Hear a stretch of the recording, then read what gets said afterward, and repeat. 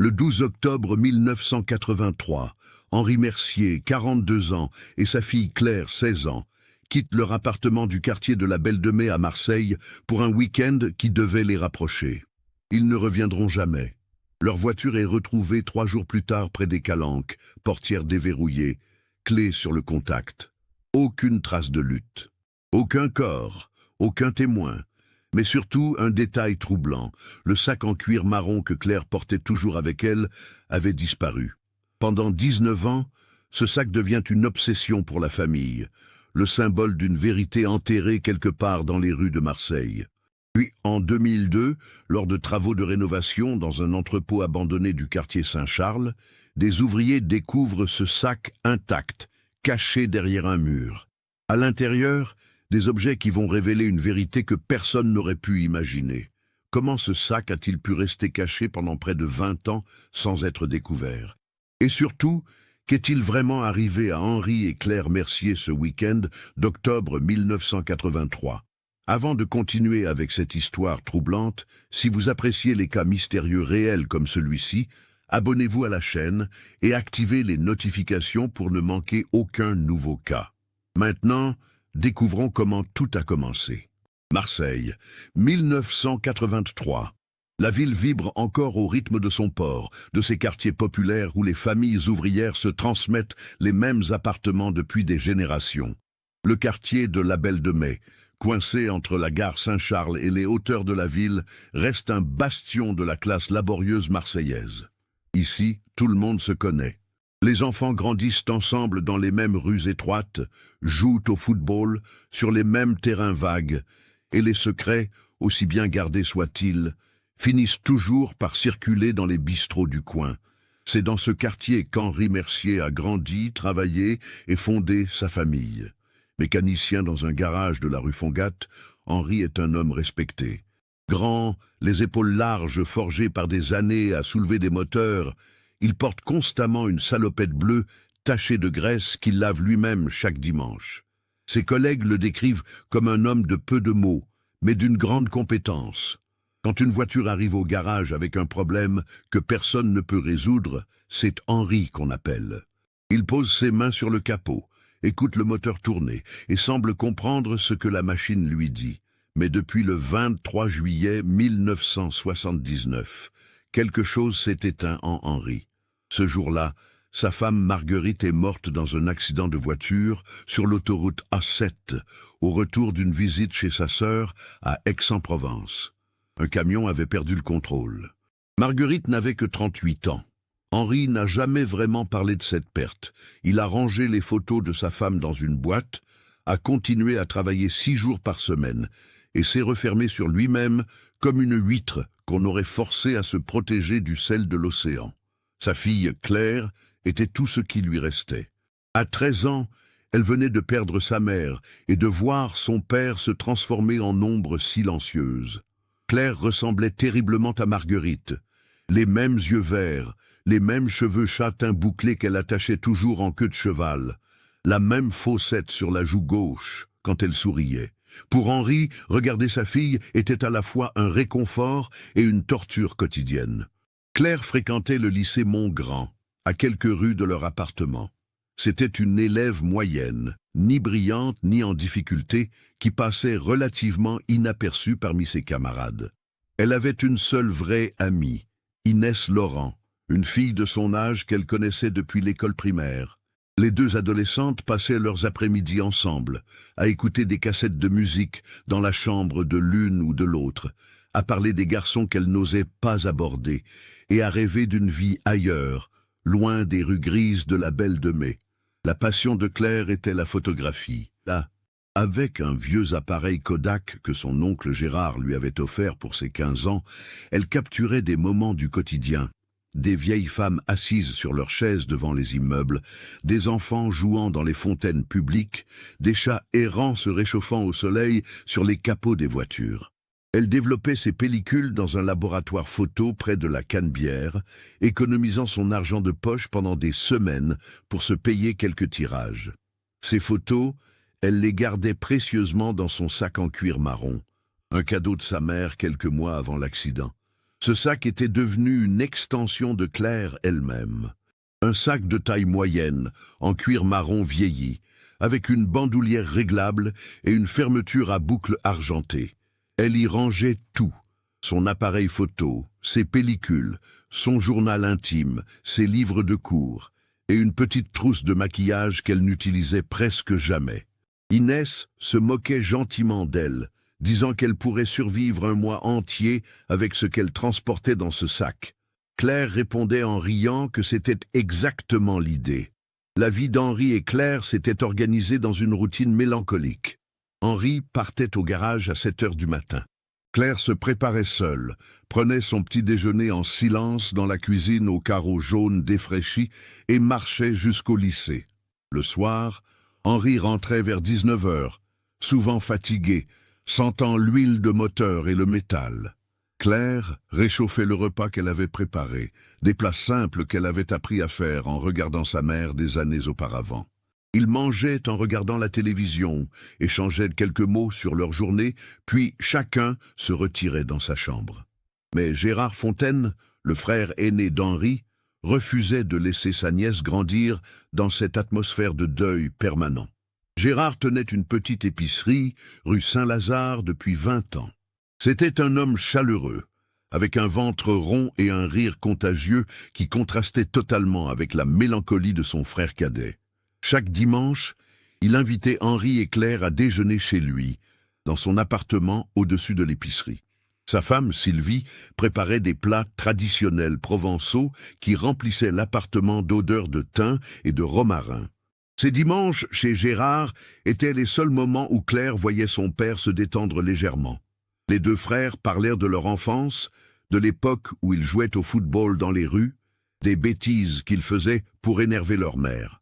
Gérard essayait constamment de tirer Henri hors de sa coquille, de le faire rire, de lui rappeler qu'il avait encore une vie à vivre. Mais Henri résistait, comme un homme qui aurait peur que le bonheur ne lui glisse entre les doigts une fois de plus. En septembre 1983, Gérard a pris Henri à part après un de ses déjeuners dominicaux. Claire les avait vus par la fenêtre, dans la ruelle derrière l'épicerie. Gérard gesticulant avec animation pendant qu'Henri gardait les mains dans les poches, la tête baissée. Plus tard, Gérard raconterait aux enquêteurs qu'il avait supplié son frère de passer plus de temps avec Claire, de lui parler, de créer des souvenirs avec elle, avant qu'elle ne devienne adulte, et que cette période ne soit perdue à jamais. Quelque chose dans les mots de Gérard a dû toucher Henri. Dans les semaines qui ont suivi, Claire a remarqué un changement subtil chez son père. Il posait des questions sur ses journées au lycée. Il regardait les photos qu'elle prenait. Un soir, il a même suggéré qu'ils fassent quelque chose ensemble le week-end suivant, juste tous les deux. Claire n'en croyait pas ses oreilles. Depuis la mort de sa mère, son père n'avait jamais proposé une seule sortie, un seul moment partagé en dehors de leur routine silencieuse. C'est ainsi qu'est né le projet de ce week-end d'octobre. Henri avait parlé à Claire d'un endroit qu'il aimait quand il était jeune, avant son mariage, avant les responsabilités et les tragédies. Les Calanques, ces formations rocheuses, spectaculaires qui plongent dans la Méditerranée au sud de Marseille. En dessin, il voulait lui montrer ces paysages, marcher avec elle le long des sentiers, peut-être même faire un pique-nique si le temps le permettait. Pour Henri, c'était une façon maladroite de renouer avec sa fille. Pour Claire, c'était le signe que son père commençait enfin à émerger de son deuil. Le climat à Marseille en octobre 1983 était typique de cette période de l'année. Des journées encore douces, avec des températures autour de 20 degrés, mais des nuits qui commençaient à fraîchir. Les matins apportaient souvent une légère brume qui se dissipait avant midi, laissant place à un soleil automnal moins intense que celui de l'été, mais tout aussi agréable. Les Marseillais profitaient encore des terrasses de café, même si les touristes avaient commencé à déserter la ville. La veille du départ prévu, le 11 octobre, Claire était dans un état d'excitation inhabituel. Inès était venue lui rendre visite après les cours, et les deux amis s'étaient installés sur le lit de Claire, entourés de vêtements que Claire essayait de choisir pour le lendemain. Le matin du 12 octobre 1983 s'est levé avec une douceur trompeuse sur Marseille. Le ciel était dégagé d'un bleu pâle caractéristique de l'automne méditerranéen. Dans l'appartement des Merciers, rue de la Belle de Mai, Henri s'était réveillé avant l'aube, à 6h15 précisément. C'était inhabituel pour un samedi. Normalement, il profitait de sa seule matinée de repos pour dormir jusqu'à 8h. Mais ce jour-là était différent. Il avait préparé du café dans la vieille cafetière italienne qui appartenait à sa mère, et l'odeur avait fini par réveiller Claire vers 7h. Claire se souvient d'avoir entendu son père bouger dans la cuisine, le cliquetis des tasses, le grincement de la porte du réfrigérateur. Elle s'était levée en enfilant un pull gris sur son pyjama et avait trouvé Henri assis à la table, une tasse de café fumant entre les mains, regardant par la fenêtre les premières lueurs du jour éclairer les façades des immeubles d'en face. « Bonjour papa », avait-elle dit en se servant également un café. « Bonjour ma belle. Bien dormi ?»« Oui. Tu es réveillée depuis longtemps ?»« Un peu. Je voulais qu'on parte tôt, avant que les routes ne soient trop chargées. » Ils avaient pris leur petit déjeuner ensemble, quelque chose de simple, des tartines avec de la confiture, le café. Henri semblait nerveux, tapotant ses doigts sur la table, regardant l'horloge murale toutes les quelques minutes. Claire avait remarqué ce comportement, mais n'avait rien dit. Elle ne voulait rien faire qui puisse faire changer son père d'avis sur cette sortie. Vers 8h30, Claire était retournée dans sa chambre pour s'habiller. Elle avait choisi un jean, des baskets confortables et un sweatshirt rouge qu'Inès lui avait prêté la veille. Elle avait soigneusement placé dans son sac en cuir marron son appareil photo Kodak, 3 pellicules neuves qu'elle avait achetées avec son argent de poche, son journal intime, son portefeuille contenant sa carte d'identité et environ 100 francs, une bouteille d'eau et un pull supplémentaire au cas où il ferait froid près de la mer. Henri, de son côté, avait préparé un sac à dos avec quelques provisions. Des sandwichs au jambon qu'il avait fait le matin même, des pommes, une thermos de café et une carte routière de la région qu'il gardait dans la boîte à gants de sa voiture. Il avait également pris sa veste en jean, celle qu'il portait rarement, mais qui lui donnait un air plus décontracté que sa salopette de travail habituelle. À 9h précises, ils étaient descendus dans la rue. La voiture d'Henri était garée à quelques mètres de l'immeuble. Une Renault 12 blanche de 1977, un modèle robuste qu'Henri entretenait méticuleusement lui-même. La carrosserie était propre, presque brillante sous le soleil matinal.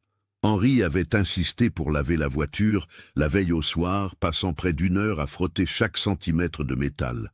Madame Oliveira, la voisine du 2e étage, les a vus partir. Elle arrosait ses plantes sur son balcon quand elle les a aperçus monter dans la voiture.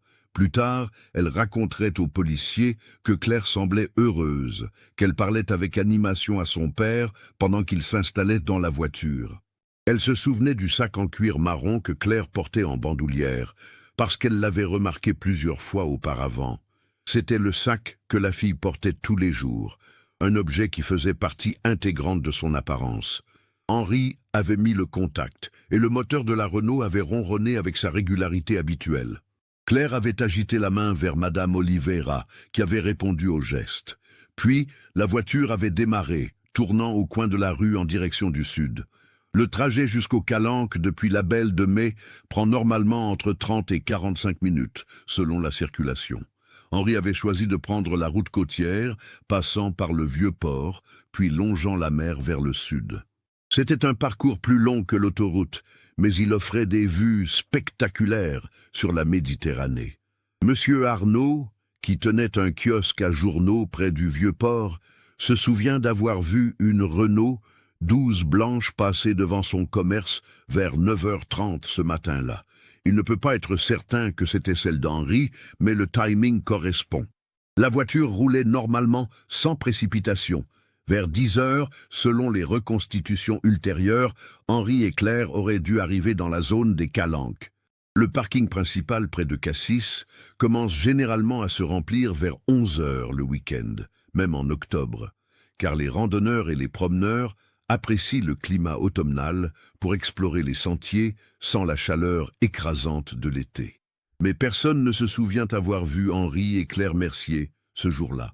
Aucun randonneur croisé sur les sentiers, aucun vendeur de glace au parking, aucun pêcheur sur les rochers. C'est comme s'ils avaient disparu quelque part entre le Vieux-Port et les Calanques, avalés par les 30 kilomètres de route côtière. Inès Laurent était la dernière personne à avoir parlé avec Claire avant le départ. La veille au soir, les deux amis avaient passé plus d'1 heure au téléphone. Claire était excitée par cette sortie avec son père, mais Inès avait perçu quelque chose d'autre dans sa voix, une nervosité qu'elle n'arrivait pas à définir. « C'est juste bizarre », avait dit Claire. « Papa est tellement différent ces derniers jours, comme s'il avait pris une décision importante. » Inès avait demandé ce qu'elle voulait dire, mais Claire avait ri et changé de sujet. « Je me fais probablement des idées. On se voit lundi, d'accord ?» Lundi est arrivé. Claire n'était pas au lycée. Inès avait d'abord pensé que son amie était malade ou que le week-end s'était prolongé. Mais quand elle avait appelé l'appartement des Mercier le lundi soir, personne n'avait répondu. Mardi matin, toujours aucun signe de Claire au lycée. Inès avait commencé à s'inquiéter sérieusement. Elle s'était rendue directement rue de la Belle de Mai après les cours. Madame Oliveira était justement dans l'escalier quand Inès était arrivée. « Tu cherches Claire ?» avait-elle demandé. « Je ne les ai pas revus depuis samedi matin. Ils sont partis tôt. Je pensais qu'ils étaient en week-end prolongé. Samedi. Mais on est mardi. Claire devait être au lycée hier. C'est Madame Oliveira qui a eu le réflexe d'appeler Gérard, dont le numéro de l'épicerie était noté sur un bout de papier collé près de la boîte aux lettres des Mercier. Henri l'avait mis là comme contact d'urgence. Gérard est arrivé en moins de 20 minutes, le visage déjà marqué par l'inquiétude. Il avait une clé de l'appartement de son frère.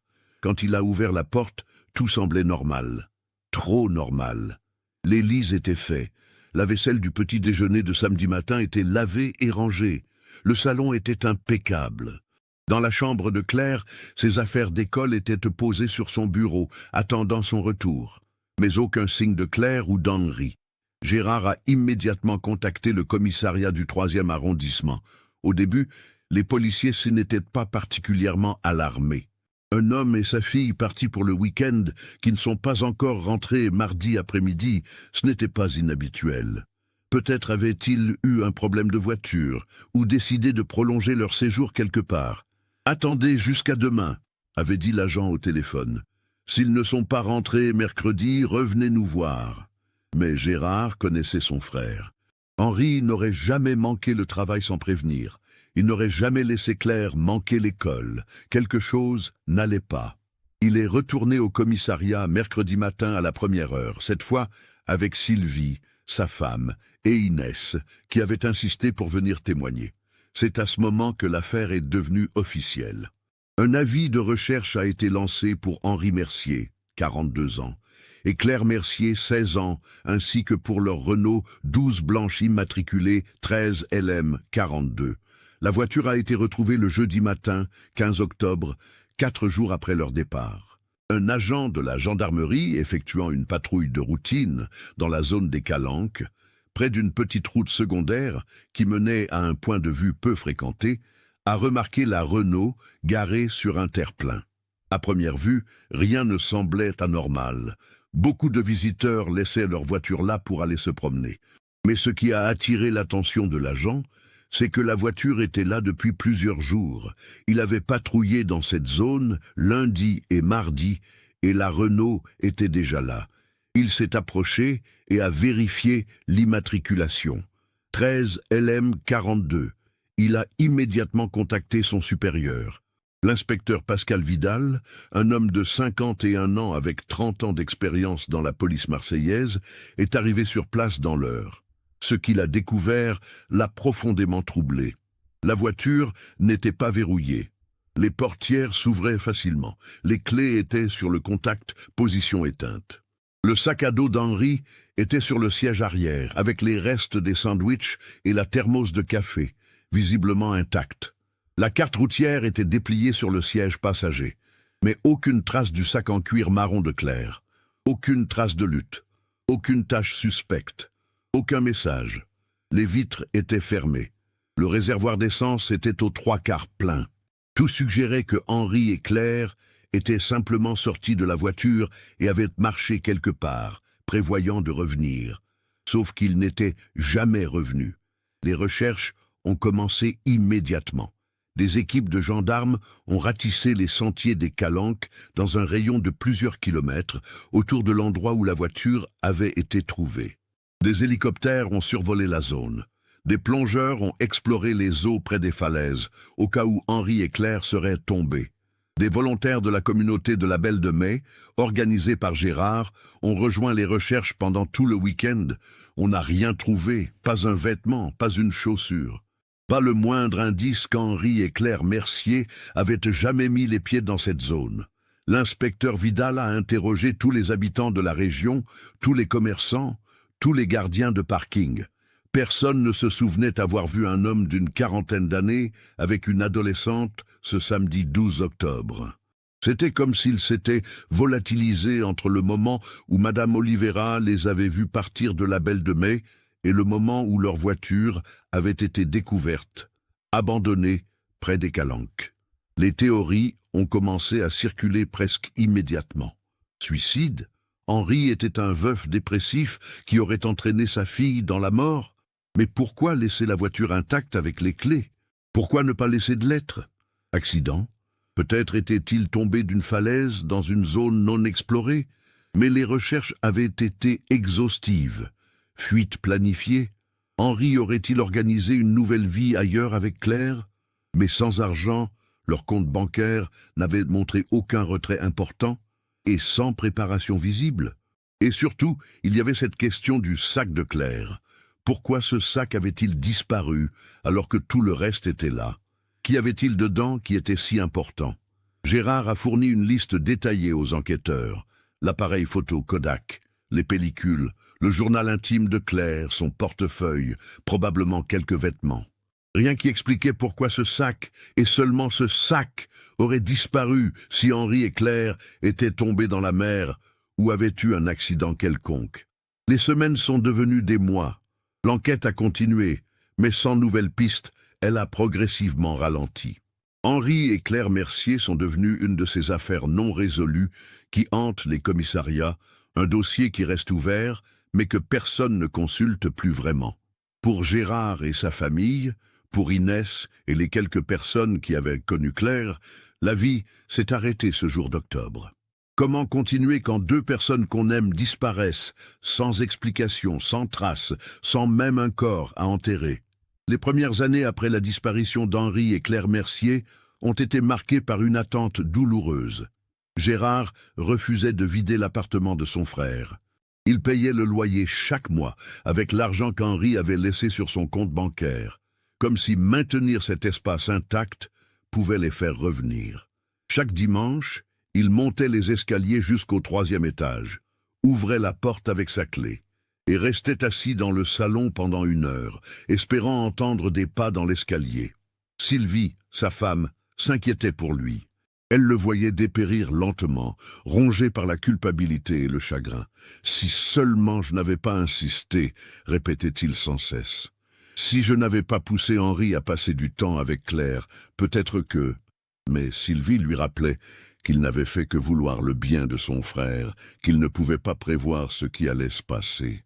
L'épicerie rue Saint-Lazare est devenue un lieu de mémoire informel. Les habitués du quartier venaient encore faire leurs courses, mais aussi pour parler des Mercier, pour partager leurs théories, leurs souvenirs. Madame Oliveira passait presque chaque jour, toujours avec la même question, des nouvelles, et Gérard devait toujours répondre que non, il n'y avait rien de nouveau. Inès Laurent a été profondément marquée par la disparition de sa meilleure amie. À 17 ans, elle se retrouvait avec un poids de culpabilité qu'elle ne pouvait partager avec personne. Cette dernière conversation téléphonique du vendredi soir la hantait. Claire avait dit que son père était différent, qu'il avait l'air d'avoir pris une décision importante. Inès se demandait sans cesse si elle aurait dû poser plus de questions, si elle aurait dû sentir que quelque chose n'allait pas. Elle a terminé son année scolaire en 1984 dans une sorte de brouillard. Ses notes ont chuté. Elle s'isolait pendant les récréations. évitant les autres élèves qui ne savaient pas comment lui parler. Comment pouvait-elle expliquer qu'elle regardait constamment la porte de la classe, espérant voir Claire entrer avec son sac en cuir marron, souriant comme si rien ne s'était passé? Les professeurs du lycée Montgrand avaient organisé une petite cérémonie en mémoire de Claire en novembre 1983, mais sans corps, sans certitude. Cette cérémonie avait quelque chose d'étrange et d'inachevé. Comment faire le deuil de quelqu'un qui n'est peut-être pas mort? Comment pleurer une disparition qui pourrait encore se résoudre par un retour miraculeux? L'inspecteur Pascal Vidal a continué à travailler sur le cas pendant plusieurs années. Chaque fois qu'un corps non identifié était découvert dans la région, il vérifiait s'il pouvait correspondre à Henri ou Claire. Chaque fois qu'une personne amnésique était signalée dans un hôpital, il envoyait la description des Merciers. Mais rien ne correspondait jamais. En 1986, 3 ans après la disparition, Vidal a pris sa retraite. Il a transmis le dossier à son successeur, un jeune inspecteur nommé Julien Marchand, 32 ans, fraîchement arrivé du commissariat de Nice. Marchand avait une réputation d'acharnement. On disait qu'il ne lâchait jamais une affaire, qu'il pouvait passer des semaines à suivre une seule piste, même si elle semblait mener nulle part. Mais même Marchand n'a rien trouvé de nouveau. Il a réinterrogé tous les témoins, revisité la voiture abandonnée qui était maintenant stockée dans un entrepôt de la police, examiné chaque photo prise par les équipes de recherche. Il a même fait appel à un psychologue criminologue pour établir un profil psychologique d'Henri, essayant de comprendre s'il aurait été capable de faire du mal à sa fille. Le psychologue avait conclu qu'Henri était un homme dépressif, mais non violent, quelqu'un qui intériorisait sa douleur plutôt que de la projeter sur les autres. Selon lui, si Henri avait voulu mettre fin à ses jours, il l'aurait probablement fait seul, pas en entraînant Claire. Cette analyse avait écarté la théorie du meurtre-suicide, mais n'avait pas apporté d'alternative convaincante. Les années ont passé. 1987, 88, 89. La vie continuait à Marseille. De nouveaux crimes, de nouvelles disparitions venaient occuper les ressources limitées de la police. Le dossier Mercier restait ouvert, mais il était relégué aux archives, un parmi tant d'autres mystères non résolus. En 1990, 7 ans après la disparition, Gérard a finalement pris la décision de vider l'appartement d'Henri. Le propriétaire avait été patient, mais il avait besoin de relouer l'espace. Gérard et Sylvie ont passé un week-end entier à emballer les affaires, les vêtements d'Henri, ses outils, ses livres. La chambre de Claire, intacte depuis octobre 83, avec ses posters au mur, ses cassettes de musique, ses cahiers d'école. Gérard a gardé quelques objets personnels, des photos de famille, le journal intime que Claire avait laissé dans sa chambre, pas celui qu'elle emportait partout, un ancien qu'elle n'utilisait plus. Il l'a lu dans l'espoir de trouver un indice, mais il n'y avait que des pensées d'adolescente, des frustrations ordinaires sur l'école, des rêves de voyager un jour. Le reste a été donné à des associations caritatives. Voir les cartons quitter l'appartement avait été comme assister à un second deuil pour Gérard. C'était reconnaître d'une certaine manière qu'Henri et Claire ne reviendraient jamais. Inès, pendant ce temps, avait réussi à terminer ses études et avait trouvé un emploi dans une librairie du centre-ville. Elle avait 24 ans en 1990, mais elle portait déjà une tristesse qui la faisait paraître plus âgée. Elle ne s'était jamais vraiment attachée à personne d'autre après Claire. Comment faire confiance à la permanence des relations quand la personne la plus proche de vous peut disparaître du jour au lendemain sans explication? Elle évitait le quartier de la Belle de Mai, même si c'était un détour pour rentrer chez elle. Voir les rues où elle avait grandi avec Claire était trop douloureux. Mais un jour de 1991, elle est tombée sur Gérard dans la rue. Il avait vieilli considérablement. Ses cheveux étaient devenus blancs, son visage creusé par le chagrin permanent.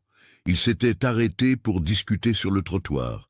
Gérard lui avait demandé comment elle allait, si elle pensait encore à Claire. « Tous les jours », avait répondu Inès. « Je me demande où elle est, si elle pense à moi aussi, si elle est encore... » Elle n'avait pas pu finir sa phrase. « Je sais », avait dit Gérard. Moi aussi. Il s'était promis de rester en contact, mais comme souvent dans ces situations, les bonnes intentions n'avaient pas résisté à la réalité du quotidien. Chacun continuait à porter son fardeau séparément, connecté aux autres victimes de cette disparition par un fil invisible de douleurs partagées, mais rarement exprimées. En 1993, 10 ans après la disparition, l'inspecteur Marchand avait organisé un réexamen complet du dossier. Il avait convoqué une réunion avec tous les enquêteurs disponibles, étalé toutes les preuves sur une grande table de conférence et demandé à chacun de partager sa théorie. Peut-être qu'un regard frais pourrait révéler quelque chose qui avait été manqué. Mais la réunion n'avait abouti qu'à la confirmation de ce qu'ils savaient déjà. Henri et Claire Mercier avaient de quitter leur domicile le 12 octobre 1983. Leur voiture avait été retrouvée abandonnée près des Calanques, et depuis, plus rien. Aucune utilisation de leur carte bancaire, aucune apparition sur des documents officiels, aucun signalement correspondant à leur description. C'est comme s'ils s'étaient évaporés, avait dit un des jeunes enquêteurs. Personne ne s'évapore, avait répondu Marchand sèchement. Ils sont quelque part, morts ou vivants, ils sont quelque part, et un jour, nous le découvrirons. Mais les années continuaient à passer sans réponse. 1995, 1997. Le nouveau millénaire est arrivé avec son lot d'incertitudes et de célébrations. L'an 2000, puis 2001. Gérard avait maintenant 66 ans. Sa santé commençait à décliner. Un diabète de type 2 diagnostiqué en 1999, puis des problèmes cardiaques en 2001. Sylvie le suppliait de prendre sa retraite, de fermer l'épicerie, de profiter de ses dernières années. Mais Gérard refusait. « Si je ferme, disait-il, c'est comme abandonner Henri et Claire définitivement. » L'inspecteur Marchand, lui, avait maintenant 48 ans. Il était devenu chef d'unité, avec des responsabilités administratives qui le tenaient souvent éloigné du travail de terrain. Mais le dossier Mercier restait sur son bureau, dans un tiroir qu'il ouvrait régulièrement. Il savait qu'il approchait de la retraite dans quelques années, et l'idée de partir sans avoir résolu ce cas le rongeait. L'hiver 2001-2002 a été particulièrement pluvieux à Marseille. De janvier à mars, les précipitations ont battu des records, transformant certaines rues en rivières temporaires, inondant des caves, causant des dégâts dans toute la ville. Les autorités municipales avaient lancé un programme de rénovation urbaine pour plusieurs quartiers, particulièrement ceux qui avaient été les plus touchés par les intempéries. Le quartier de Saint-Charles, près de la gare, était l'un des secteurs ciblés. Plusieurs bâtiments abandonnés depuis des années, vestiges de l'époque industrielle de Marseille, devaient être démolis ou réhabilités.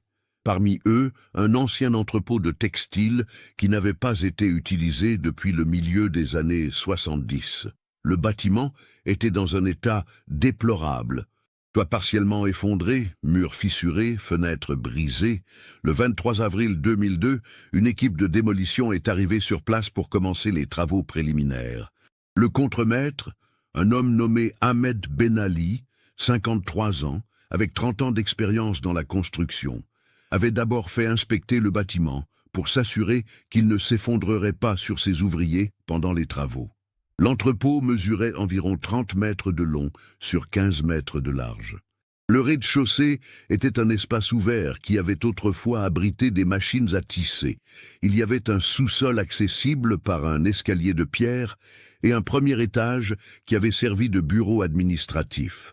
Partout, des décennies de poussière, de débris, de graffitis laissés par des jeunes qui avaient utilisé le lieu comme repère. Les ouvriers avaient commencé par le rez-de-chaussée, enlevant les débris, vérifiant la solidité des poutres. C'était un travail lent et méthodique. Benali insistait toujours sur la sécurité, surtout dans des bâtiments aussi vieux et instables. Le 26 avril, 3 jours après le début des travaux, l'équipe s'est attaquée au premier étage. Un des ouvriers, Karim Ziani, 28 ans, était chargé de retirer les cloisons en bois qui divisaient l'espace des anciens bureaux. En arrachant une des cloisons particulièrement abîmées, il a remarqué quelque chose d'étrange. Derrière, il y avait un espace qui ne correspondait pas au plan du bâtiment. Une cavité d'environ 1 mètre de large sur 2 mètres de haut, cachée entre 2 murs. On aurait dit qu'une fausse cloison avait été construite à un moment donné pour dissimuler cet espace. Ziani a appelé Ben Ali pour lui montrer sa découverte. « C'est bizarre », avait dit Ben Ali en examinant l'espace. « Pourquoi construire un faux mur ici? Peut-être pour cacher quelque chose », avait suggéré Ziani.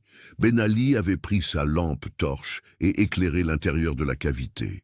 C'est à ce moment qu'il a vu le sac, un sac en cuir marron posé sur le sol poussiéreux de la cavité, comme s'il avait été placé là délicatement et oublié pendant des années. Le cuir était vieilli, légèrement craquelé, mais le sac était étonnamment intact. La bandoulière était toujours attachée. La boucle argentée ternissait mais fonctionnelle. « Ne touche à rien », avait ordonné Ben Ali à Ziani. Il savait par expérience que trouver des objets abandonnés dans des bâtiments pouvait parfois signifier qu'on était tombé sur quelque chose d'important, voire de criminel. Il avait contacté immédiatement la police. 2 agents sont arrivés sur place dans l'après-midi. Ils ont photographié le sac in situ, puis l'ont soigneusement retiré de sa cachette. Le sac pesait environ 2 kilos. Quelque chose était clairement à l'intérieur. Au commissariat, les agents ont ouvert le sac avec précaution, documentant chaque étape. Ce qu'ils ont trouvé à l'intérieur les a laissés perplexes. Un appareil photo Kodak, plusieurs pellicules non développées, un portefeuille en cuir contenant une carte d'identité au nom de Claire Mercier, née le 3 juin 1967, quelques billets de banque en francs, un journal intime avec une couverture bleue délavée et un pull de laine gris soigneusement plié. La date de naissance sur la carte d'identité indiquait que Claire Mercier aurait maintenant 35 ans, mais la photo sur la carte montrait une adolescente de 16 ans. Un des agents, plus jeune, ne faisait pas immédiatement le lien. Mais son collègue, qui travaillait au commissariat depuis 15 ans, a immédiatement reconnu le nom. Mercier, Claire Mercier. Mon Dieu, c'est le cas de 83, le père et la fille qui ont disparu. Ils ont contacté l'inspecteur Marchand dans l'heure. Quand Julien Marchand est arrivé au commissariat et a vu le sac en cuir marron étalé sur la table d'examen, avec son contenu soigneusement disposé à côté, il a senti son cœur s'accélérer pour la première fois depuis des années. 19 ans. 19 ans qu'il attendait un indice comme celui-ci. Il a enfilé des gants et a pris la carte d'identité, examinant la photo de Claire. C'était bien elle, telle qu'il l'avait vue dans les photos du dossier. Les mêmes yeux verts, les mêmes cheveux attachés en queue de cheval, le même sourire timide. Sur la photo d'identité, elle portait un pull qui ressemblait étrangement à celui qui était maintenant plié dans le sac. « Où exactement a été trouvé ce sac ?» avait demandé Marchand. L'agent lui avait donné l'adresse de l'entrepôt à Saint-Charles. Marchand connaissait le quartier, bien sûr, mais il n'avait jamais eu de raison de relier cet endroit au cas Mercier. L'entrepôt était à plusieurs kilomètres de la Belle de Mai et encore plus loin des Calanques, où la voiture avait été trouvée. « Comment est-ce possible ?» avait-il murmuré pour lui-même. Pourquoi le sac de Claire serait-il caché dans un entrepôt abandonné à Saint-Charles ? Il avait passé le reste de la journée à examiner chaque élément trouvé dans le sac. L'appareil photo Kodak était le même modèle mentionné dans le rapport original. Gérard avait fourni la marque et le modèle exact. Les pellicules étaient toujours dans leur emballage d'origine, jamais développées. Cela signifiait que Claire n'avait jamais pris les photos qu'elle prévoyait de prendre ce week-end. Le journal intime était plus perturbant. Marchand l'avait ouvert avec précaution, conscient qu'il tenait entre ses mains les pensées privées d'une adolescente disparue. Les premières pages étaient datées de septembre 1983, juste un mois avant la disparition. Les entrées étaient typiques d'une adolescente. Des plaintes sur l'école, des observations sur ses camarades de classe, des conversations avec Inès. Mais au fur et à mesure que Marchand avançait dans le journal, le ton changeait. Claire commençait à écrire sur son père, sur les changements qu'elle remarquait en lui. 28 septembre. Papa a été étrange aujourd'hui. Il m'a regardé pendant le dîner, comme s'il voulait me dire quelque chose d'important, Mais ensuite, il a juste détourné les yeux. J'aimerais qu'il me parle comme avant, comme quand maman était encore là. 3 octobre, oncle Gérard est venu aujourd'hui. J'ai entendu une dispute dans la cuisine. Gérard disait quelque chose comme « Tu ne peux pas continuer comme ça. Elle mérite de savoir la vérité. » Quelle vérité? De quoi parlait-il? 9 octobre. Papa m'a proposé qu'on aille au Calanque ce week-end. Juste nous deux. Je suis contente mais aussi un peu nerveuse. Il a dit que c'était important, qu'il y avait des choses dont on devait parler. J'espère que tout va bien. La dernière entrée était datée du 11 octobre 1983, la veille de la disparition. 11 octobre. Demain, on part. J'ai parlé avec Inès ce soir. Elle dit que je m'inquiète trop, que papa veut juste passer du temps avec moi. Peut-être qu'elle a raison, peut-être que je me fais des idées, mais j'ai ce sentiment étrange, comme si quelque chose allait changer. Papa m'a regardé ce soir avec tellement de tristesse dans les yeux, comme s'il me disait au revoir. Marchand a refermé le journal, son esprit tournant à toute vitesse. Elle mérite de savoir la vérité. Quelle vérité? De quoi Gérard parlait-il avec Henri? Et pourquoi Henri regardait-il sa fille, comme s'il lui disait au revoir? Il devait parler à Gérard immédiatement. L'inspecteur s'est rendu rue Saint-Lazare le soir même. L'épicerie était fermée, il était déjà 20 heures passées, mais il y avait de la lumière à l'appartement au-dessus. Il a sonné à la porte. Sylvie a ouvert. Elle avait considérablement vieilli depuis la dernière fois que Marchand l'avait vue. Ses cheveux étaient complètement blancs maintenant, son visage marqué par les années de chagrin. « Inspecteur Marchand ?» avait-elle dit, surprise. « Il s'est passé quelque chose ? Je dois parler à Gérard, c'est au sujet d'Henri et Claire. » Le visage de Sylvie s'était immédiatement tendu. « Vous les avez trouvés ? » ?»« Non, mais nous avons trouvé quelque chose d'important. » Gérard était assis dans le salon, regardant la télévision. Quand il a vu Marchand entrer, il a éteint le poste et s'est levé avec difficulté. Son diabète et ses problèmes cardiaques l'avaient affaibli considérablement. « Gérard !» avait commencé Marchand. « Nous avons retrouvé le sac de Claire. » Le vieil homme est devenu blanc comme un linge. Il s'est rassis lentement, comme si ses jambes ne pouvaient plus le porter. « Où ?» avait-il murmuré. « Dans un entrepôt abandonné à Saint-Charles, caché derrière un faux mur. Le sac était intact avec tout ce qu'elle transportait le jour de sa disparition. » Sylvie s'était assise à côté de son mari, lui tenant la main. « J'ai lu son journal, » avait continué Marchand. « Claire écrit que vous et Henri avez eu une dispute quelques jours avant leur disparition. Vous disiez quelque chose comme « Elle mérite de savoir la vérité ». De quelle vérité parliez-vous, Gérard ? Le silence qui a suivi était si lourd que Marchand pouvait entendre le tic-tac de l'horloge murale. Gérard regardait ses mains, son visage tordu par une émotion que l'inspecteur ne pouvait pas tout à fait identifier. Culpabilité? Honte? Douleur? Gérard, avait insisté Marchand doucement. Si vous savez quelque chose qui peut nous aider à comprendre ce qui s'est passé, vous devez me le dire. Même après toutes ces années, vous leur devez ça. Gérard a finalement levé les yeux vers Marchand. Des larmes coulaient sur ses joues ridées. Il y avait un secret, avait-il dit d'une voix brisée.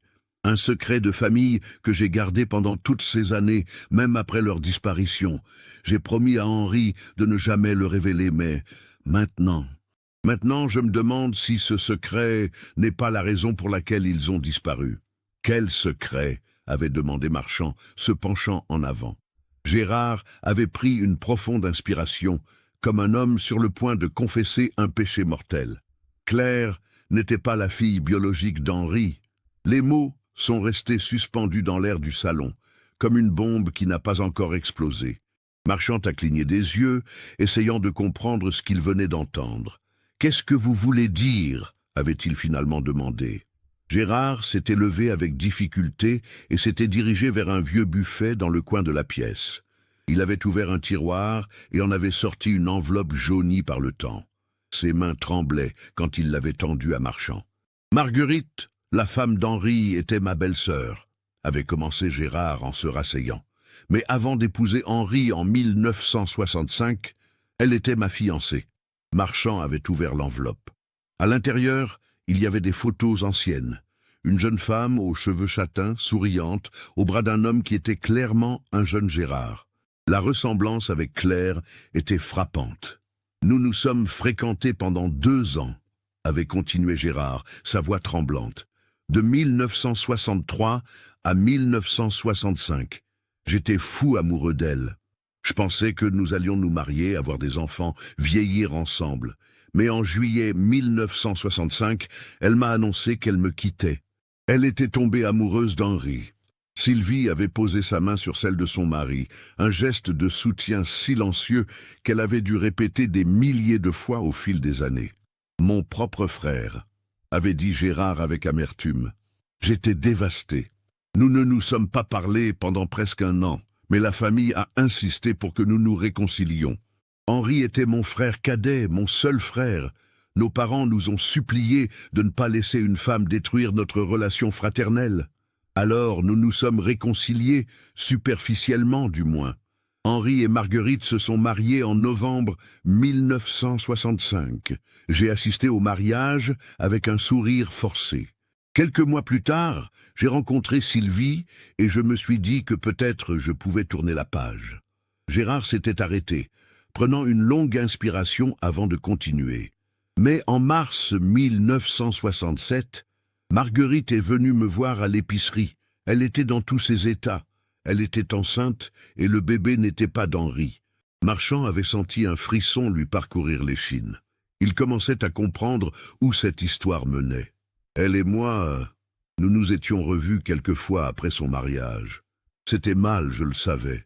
Sylvie et moi étions déjà mariés à ce moment-là. Mais il y avait quelque chose entre Marguerite et moi qui n'avait jamais vraiment disparu. Ces rencontres n'ont duré que quelques mois, puis nous avions mis fin à tout ça. Mais le mal était fait. Elle était enceinte de moi, pas d'Henri. Henri le savait ? Avait demandé Marchand. Non, du moins, pas au début. Marguerite a décidé de lui faire croire que le bébé était le sien. Henri était tellement heureux d'être père qu'il n'a jamais posé de questions. Claire est née le 3 juin 1967 et Henri l'a adorée dès le premier instant. Il était un père merveilleux, bien meilleur que je n'aurais jamais pu l'être. Pendant des années, j'ai gardé ce secret. Je regardais Claire grandir, sachant qu'elle était ma fille biologique, mais je ne pouvais rien dire. Marguerite et moi avions fait un pacte. Personne ne devait jamais savoir. C'était mieux pour tout le monde, surtout pour Claire. Sylvie avait pris la parole pour la première fois. Je l'ai découvert en 1978. J'ai trouvé des lettres que Marguerite avait écrites à Gérard. J'ai voulu partir, demander le divorce. Mais Gérard m'a tout raconté, m'a supplié de rester. Il m'a dit que c'était fini depuis longtemps, que c'était une erreur de jeunesse. J'ai fini par lui pardonner, mais ça a pris du temps. Gérard avait continué son récit. En juillet 1979, quand Marguerite est morte dans cet accident, Henri était détruit. Mais quelques semaines plus tard, en faisant le tri dans ses affaires, il a trouvé des lettres. Des lettres que je lui avais écrites pendant notre liaison. Des lettres qui révélaient la vérité sur la paternité de Claire. Il est venu me voir. Je n'oublierai jamais son regard ce jour-là. Il m'a demandé si c'était vrai, si Claire était vraiment ma fille. Je ne pouvais pas mentir, pas en voyant sa douleur. J'ai avoué tout. Henri ne m'a pas frappé, ne m'a pas crié dessus. Il est resté silencieux pendant ce qui m'a semblé une éternité. Puis il m'a dit « Claire ne doit jamais savoir. Jamais. Je suis son père et je le resterai jusqu'à ma mort. Tu as peut-être donné tes gènes, mais je lui ai donné mon amour, ma présence, ma vie. C'est moi, son père. J'ai accepté. Que pouvais-je faire d'autre ? Henri avait raison. Il avait été le vrai père de Claire pendant toutes ces années. Moi, je n'étais que l'oncle, le spectateur.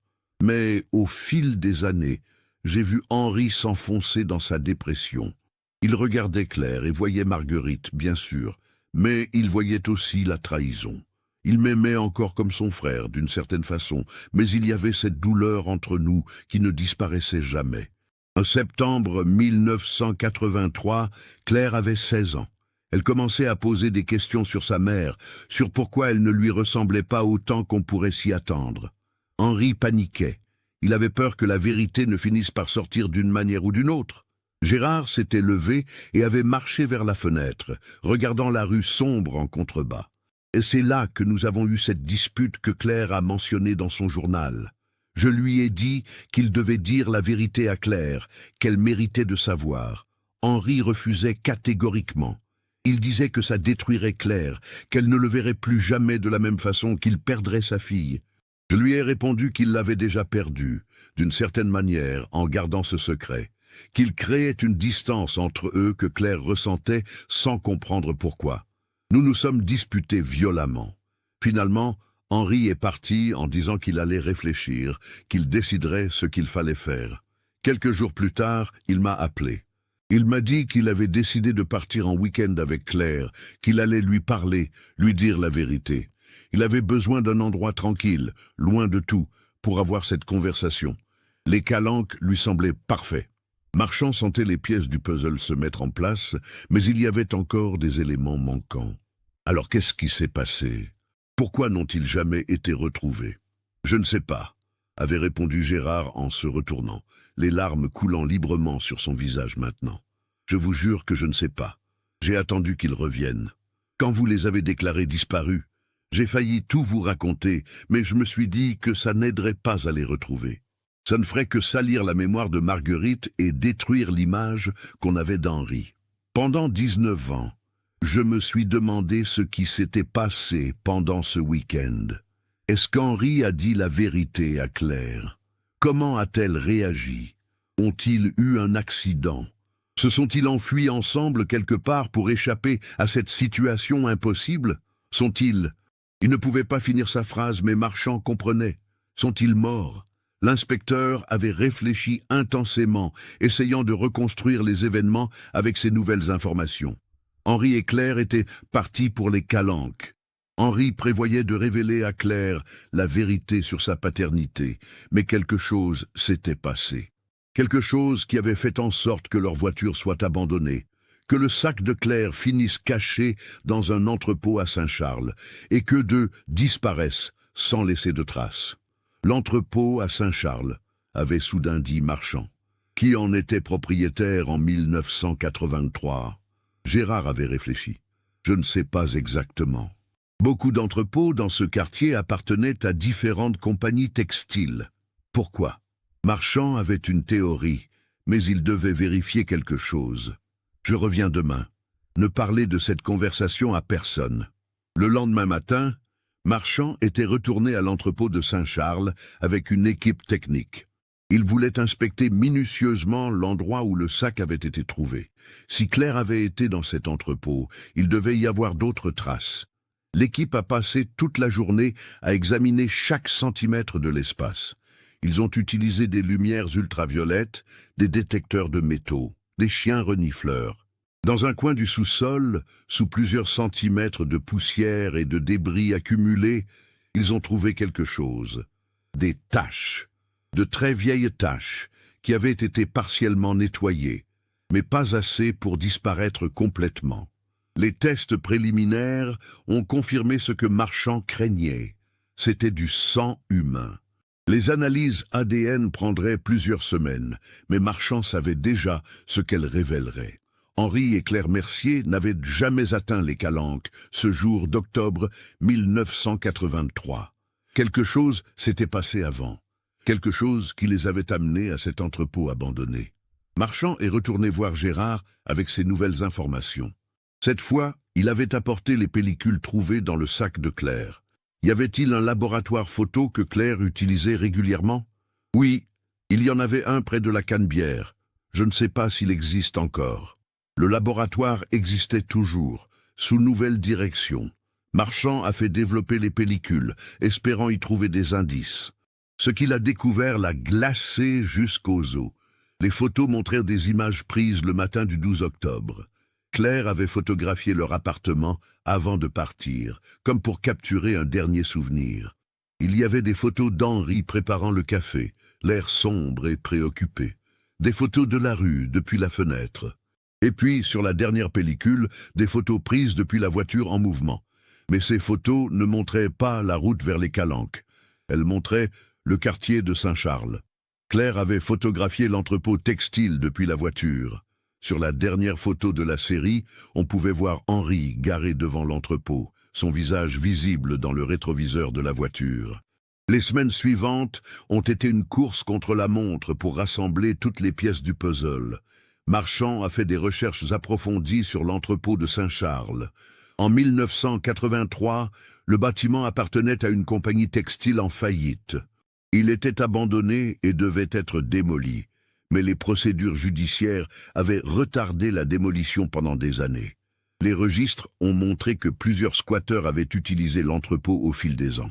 Mais en creusant plus profondément, Marchand a fait une découverte cruciale. En octobre 1983, un homme avait été arrêté près de l'entrepôt pour des accusations mineures de cambriolage. Son nom était Laurent Deveau, un ancien employé de l'usine textile qui connaissait bien les lieux. Deveau avait un casier judiciaire pour violence et agression. Il avait 38 ans en 1983 et était connu pour squatter dans des bâtiments abandonnés. Marchand a retrouvé sa trace. Deveau purgeait actuellement une peine de prison pour une agression commise en 1997. Lors de l'interrogatoire en prison, Deveau avait d'abord nié toute implication. Mais confronté aux preuves, les taches de sang, les photos, le sac, il avait fini par craquer. Il n'aurait jamais dû venir là, avait-il dit d'une voix monotone. J'étais dans l'entrepôt depuis des semaines. C'était mon refuge. Ce matin-là, j'ai entendu une voiture se garer dehors. Un homme et d'une fille adolescente sont entrés. L'homme pleurait, la fille pleurait aussi. Ils se disputaient, mais pas agressivement. C'était triste. Ils parlaient de secrets, de mensonges, de famille. Je me suis caché au premier étage, ne voulant pas être découvert. Mais la fille m'a vu. Elle a crié. L'homme s'est retourné et m'a vu aussi. J'ai paniqué. Je ne voulais pas retourner en prison. J'avais déjà des antécédents. J'avais un couteau. Je ne sais pas pourquoi je l'ai sorti. Peut-être pour leur faire peur, pour qu'ils partent. Mais l'homme a essayé de me le prendre. On s'est battu. Le couteau, il est tombé sur lui. Je ne voulais pas le tuer, je vous jure. La fille s'est mise à hurler. J'ai paniqué encore plus. Je l'ai attrapée, essayant de la faire taire. Mais elle s'est débattue violemment. Dans la confusion, elle est tombée dans l'escalier du sous-sol. Le bruit quand elle a heurté le sol. Deveau s'était arrêté, ses mains tremblant sur la table d'interrogatoire. Je suis descendu. Elle ne bougeait plus. Le père non plus. J'ai réalisé ce que j'avais fait. 2 personnes mortes à cause de ma stupidité, de ma panique. J'ai caché leur corps dans le sous-sol, sous des débris. J'ai nettoyé le sang du mieux que j'ai pu. Puis, je suis retourné à leur voiture. Je l'ai conduite jusqu'au Calanque. Je savais que c'était un endroit où les gens allaient se promener, disparaître parfois. Je l'ai laissée là, espérant qu'on penserait à un accident ou à une fugue. Mais j'ai oublié le sac de la fille dans l'entrepôt. Quand je suis revenu le lendemain pour tout vérifier, j'ai trouvé le sac près du lieu de la lutte. Je l'ai caché derrière un mur, pensant y revenir plus tard pour m'en débarrasser. Mais la police était partout, cherchant le père et la fille. J'ai quitté l'entrepôt et je ne suis jamais revenu. Les corps, ils sont toujours là-bas, quelque part sous les décombres du sous-sol. Je les ai bien cachés. Pendant des années, j'ai essayé d'oublier ce jour, mais je n'ai jamais pu. Leur visage me hante chaque nuit. L'équipe technique est retournée à l'entrepôt et a commencé des fouilles approfondies du sous-sol. Après 3 jours de travail minutieux, ils ont trouvé les restes. 2 squelettes, enlacés ensemble sous des tonnes de débris et de vieux tissus, comme si Henri avait essayé de protéger sa fille jusqu'à la fin. L'identification par ADN a confirmé ce que tout le monde savait déjà. Henri Mercier et Claire Mercier, disparus depuis 19 ans, avaient finalement été retrouvés. Gérard a été informé en premier. Quand Marchand lui a annoncé la nouvelle, le vieil homme n'a pas pleuré. Il était au-delà des larmes. Il s'est simplement effondré dans son fauteuil, regardant dans le vide. « Ils ne sont jamais arrivés au Calanque », avait-il murmuré. Henri n'a jamais eu la chance de parler à Claire calmement, de lui expliquer. Ils ont été tués avant. Pourquoi étaient-ils dans cet entrepôt ? Avait demandé Sylvie. Marchand avait sa théorie. Je pense qu'Henri a paniqué en route. L'idée de révéler la vérité à Claire l'a terrifié. Il a peut-être voulu parler d'abord dans un endroit isolé avant d'aller au Calanque. Il connaissait peut-être l'entrepôt abandonné, ou l'a simplement trouvé par hasard. un endroit où ils pouvaient avoir une conversation difficile sans être dérangés. Mais ils ont eu la malchance de tomber sur Deveau, un homme paranoïaque avec un casier judiciaire qui a paniqué en les voyant. Tout s'est enchaîné par accident, par peur, par malchance. C'était juste de la malchance, avait dit Gérard, sa voix pleine d'incrédulité. 19 ans de souffrance, de questions, d'incertitudes, tout ça à cause d'une terrible coïncidence. Parfois, c'est comme ça que la vie fonctionne, avait répondu Marchand doucement. Il n'y a pas toujours de grandes conspirations, pas toujours de raisons profondes. Parfois, c'est juste des gens au mauvais endroit, au mauvais moment. Les funérailles d'Henri et Claire Mercier ont eu lieu 3 semaines plus tard, en juin 2002. Presque 20 ans jour pour jour après la naissance de Claire. Gérard avait insisté pour que ce soit une cérémonie simple dans le petit cimetière de Mazargues où Marguerite était enterrée. Henri et Claire ont été enterrés ensemble, dans une seule tombe, comme ils avaient été trouvés. Inès était là, maintenant une femme de 36 ans. Elle avait placé sur la tombe les photos que Claire avait prises avec son appareil Kodak, celles développées après toutes ces années. Des images de moments ordinaires qui étaient devenus extraordinaires par leur absence. Gérard avait pris la parole lors de la cérémonie. Henri était mon frère, pas par le sang seulement, mais par toute une vie partagée. Nous avons fait des erreurs, lui et moi. Des erreurs qui ont causé de la douleur, qui ont créé des secrets. Mais au bout du compte, Henri était un bon père, le meilleur père que Claire aurait pu avoir. Claire était, et sera toujours ma nièce. Peu importe la biologie, peu importe les secrets. Elle était la fille d'Henri parce qu'il l'a aimée, élevée, protégée. L'amour fait la famille, pas l'ADN. Je regrette tellement de choses. Je regrette mes erreurs avec Marguerite. Je regrette d'avoir insisté pour qu'Henri dise la vérité à Claire. Peut-être que s'il ne l'avait jamais fait, il serait encore en vie. Peut-être qu'il serait allé directement au Calanque, qu'ils auraient passé un beau week-end ensemble et que tout aurait continué normalement. Mais nous ne pouvons pas refaire le passé. Nous ne pouvons que vivre avec nos choix et leurs conséquences. Laurent Deveau a été condamné à perpétuité pour le double meurtre d'Henri et Claire Mercier. À son procès, il a maintenu que c'était un accident, que la panique l'avait fait agir sans réfléchir. Le juge n'a pas été convaincu. Tuer 2 personnes, cacher leur corps, mettre en scène une fausse piste avec la voiture, ce n'étaient pas les actions d'un homme paniqué, mais d'un criminel calculateur. L'inspecteur Julien Marchand a pris sa retraite 6 mois après avoir résolu le cas. Le dossier Mercier avait été son obsession pendant 16 ans, et maintenant qu'il était clos, il se sentait vidé. Il avait 54 ans et il était temps de laisser la place aux jeunes. Mais avant de partir, il était retourné une dernière fois à l'entrepôt de Saint-Charles. Le bâtiment avait finalement été démoli après les fouilles. À sa place, il y avait maintenant un terrain vide qui attendait un nouveau projet de construction.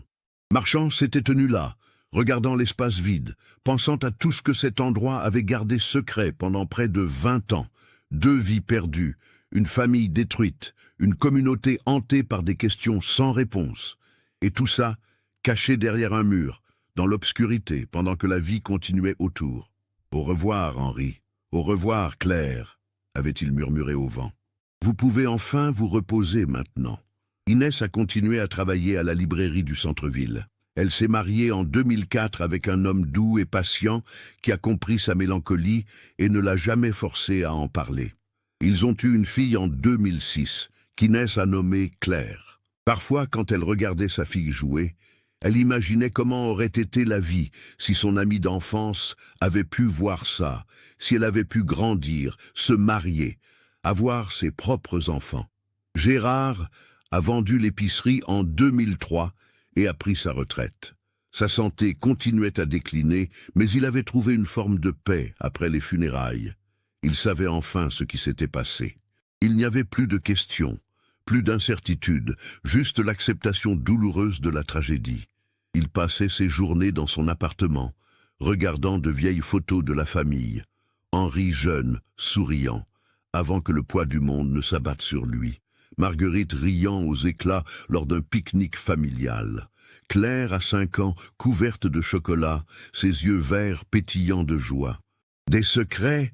murmurait-il parfois à ses photos. « Nous avons tous eu nos secrets et ils nous ont tous détruits d'une manière ou d'une autre. » Mais il se rappelait aussi les bons moments, les dimanches en famille, les rires, les repas partagés. L'amour qui avait existé malgré les mensonges, malgré les trahisons, l'humanité imparfaite mais réelle de chacun d'entre eux. Et c'est peut-être ça, la véritable leçon de cette histoire, que nous sommes tous humains, que nous faisons tous des erreurs, que nous portons tous des secrets. Mais au bout du compte, ce qui compte, ce n'est pas la perfection, c'est l'amour que nous offrons malgré nos imperfections. Henri avait aimé Claire comme sa propre fille, parce qu'elle était sa propre fille, peu importe qui avait contribué à l'ADN. Gérard avait porté le poids de son secret pendant des décennies pour protéger cette relation père-fille. Marguerite avait fait le choix de laisser Henri être le père qu'il voulait être. Étaient-ce les bonnes décisions? Personne ne peut le dire. Mais c'étaient des décisions prises avec amour, avec l'intention de protéger une jeune fille innocente de douleur qu'elle n'avait pas besoin de porter. Le destin cruel avait décidé autrement, plaçant Henri et Claire sur le chemin d'un homme dangereux dans un moment de vulnérabilité. Mais leur amour, lui, était resté intact jusqu'à la fin. Les restes retrouvés enlacés en témoignaient. Un père protégeant sa fille jusqu'à son dernier souffle. Cette histoire nous rappelle que la vie est fragile, que les secrets de famille peuvent avoir des conséquences inattendues et que parfois, les tragédies ne sont que le résultat de circonstances malheureuses plutôt que de grandes conspirations. Henri et Claire Mercier sont partis ce samedi d'octobre avec l'intention d'avoir une conversation difficile mais nécessaire. Ils ne pouvaient pas savoir que leur chemin croiserait celui d'un homme qui transformerait leurs derniers moments ensemble en tragédie. Pendant 19 ans, un simple sac en cuir marron a gardé les secrets de leur disparition, caché derrière un mur, attendant d'être découvert. Quand il a finalement été retrouvé en 2002, il a permis de donner des réponses à une famille déchirée et de ramener Henri et Claire à la maison pour un dernier repos. Que pensez-vous de cette histoire? Gérard a-t-il eu raison de garder le secret de la paternité pendant toutes ces années? Henri aurait-il dû dire la vérité à Claire plus tôt ou jamais? Partagez vos réflexions dans les commentaires. Si vous avez été touché par ce cas et que vous appréciez les histoires vraies de disparitions mystérieuses, n'oubliez pas de vous abonner à la chaîne et d'activer les notifications pour ne manquer aucun nouveau cas. Laissez un like si cette histoire vous a marqué et partagez-la avec quelqu'un qui s'intéresse aussi à ce genre de récit. Merci d'avoir écouté jusqu'au bout.